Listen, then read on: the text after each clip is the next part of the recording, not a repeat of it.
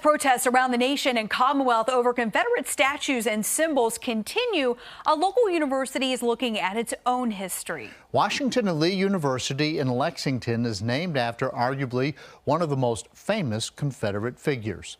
But as 10 News reporter Cole Transtead explains, faculty say the change shouldn't just stop with the name. In the words of Bob Dylan, the times they are a-changin'.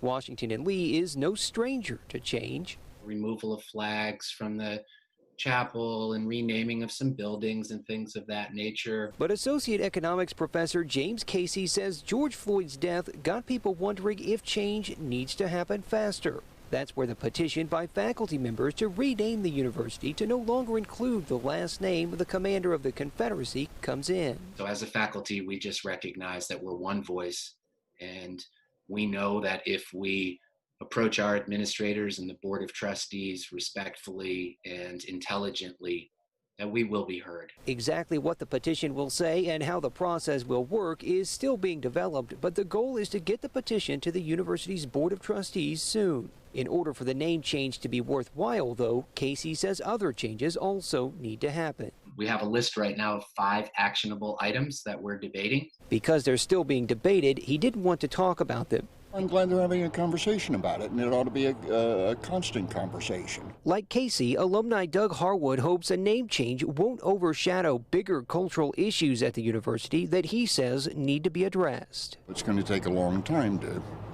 change cultures and attitudes. The university declined to comment on the petition, but on Tuesday, the president published a letter saying he is listening to the questions people are asking and the calls for action. In Lexington, Cole Transtead, 10 News, working for you.